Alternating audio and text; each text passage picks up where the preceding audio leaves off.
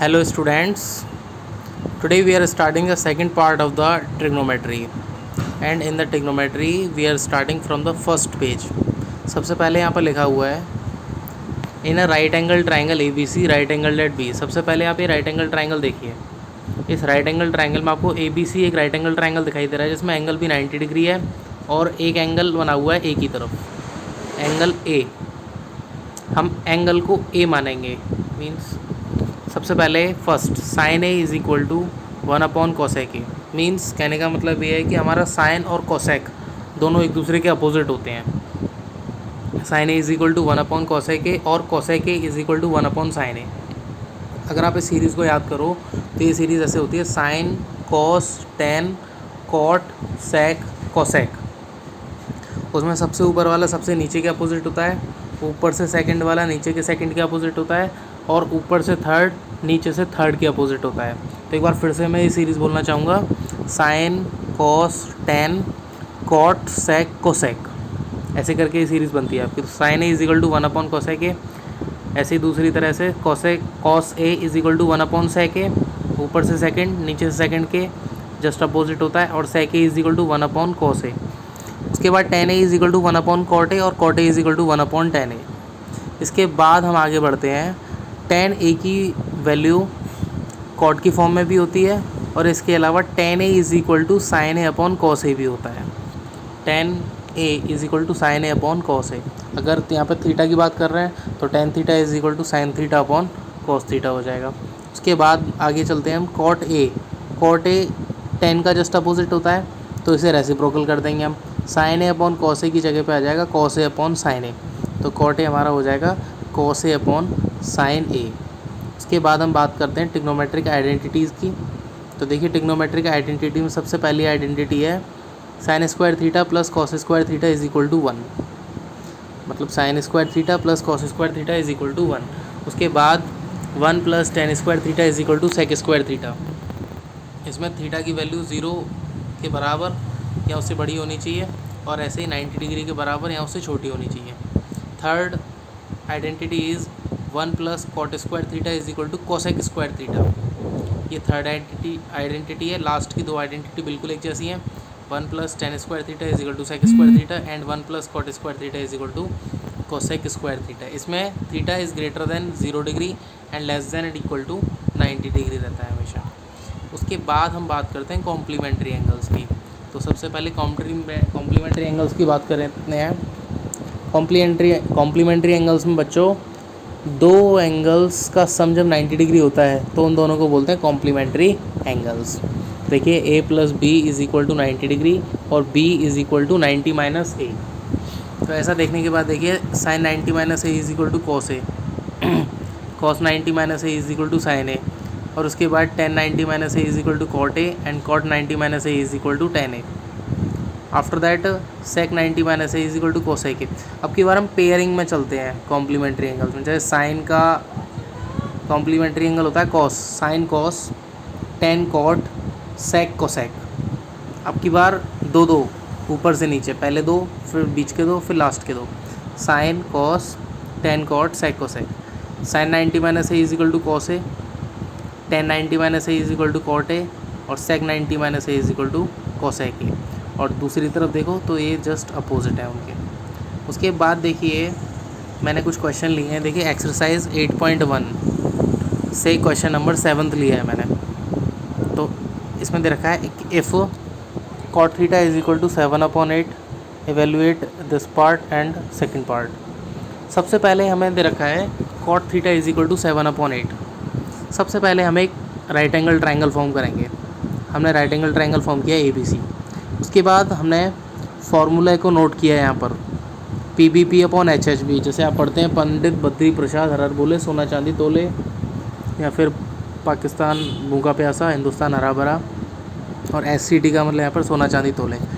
तो sign cos ten चलते हैं, तो दूसरी तरफ से चलते हैं हम कॉट सेक कोसेक। तो कॉट का फार्मूला होता है हमारा B अपॉन P, टेन का होता है P अपॉन B, तो कॉट का होता है B upon P, base upon perpendicular. तो कॉट में ऊपर जो 7 है वो हमारा होगा base, because the formula is base upon perpendicular. तो बेस हमारा हो गया 7 और परपेंडिकुलर हो गया हमारा 8। उसके बाद हमारी ये वैल्यूज़ आ गई 7 एंड 8। तो ऐसा करने के बाद हम फिर इसमें पाइथागोरस थ्योरम पुट करेंगे। सबसे पहले हम आते हैं इन ट्राइंगल ABC।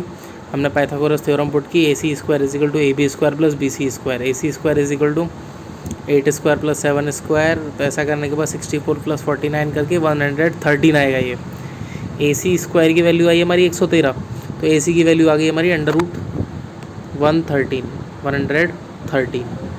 उसके बाद हमने फर्स्ट क्वेश्चन उठाया और देखा 1 plus sine theta into 1 minus sine theta, 1 plus cos theta into 1 minus cos theta. ऐसा करने के बाद देखिए A plus B into A minus B की फॉर्म बन रही है ये। तो इसका फॉर्मूला होता है A square minus B square. तो 1 plus sine theta into 1 minus sine theta is equal to 1 minus sine theta sine square theta and 1 minus cos square theta.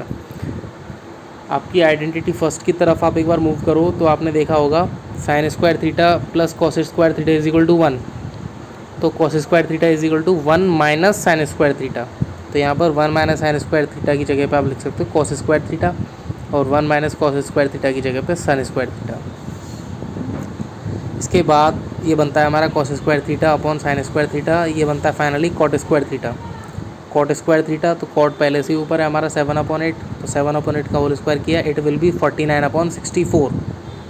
उसके बाद कॉट स्क्वायर थीटा सेकेंड हमारा question, cot square theta. So cot square theta is equal to 7/8 का whole square, that is 49/64। उसके बाद बारी आती है हमारी क्वेश्चन नंबर 9 की।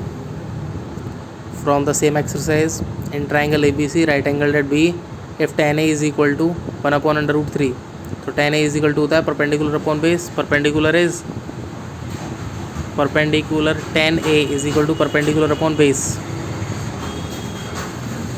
Perpendicular is 1 and base is √3। तो ऐसा करने के बाद in triangle ABC Pythagoras theorem से हमने सेम काम किया जैसे क्वेश्चन ऊपर में किया। ऐसा करने के बाद हमारा AC आता है 2। अब बस sine A cos C plus cos A sine C। जब साइन A की बात होगी तो आप एंगल ऐसे मानोगे, अगर एंगल ये रहेगा तो परपेंडिकुलर ये रहेगा, बेस ये रहेगा। अगर आपका एंगल C रहता है, अगर आप एंगल C की बात करोगे तो परपेंडिकुलर ये रहेगा, बेस ये रहेगा। अगर एंगल A रहेगा तो परपेंडिकुलर होगा BC, बेस होगा AB। अगर एंगल C की बात होगी तो परपेंडिकुलर होगा AB और बेस होगा BC। Okay students. उसके बाद देखिए साइन A की वैल्यू होती है हमारी √3/2।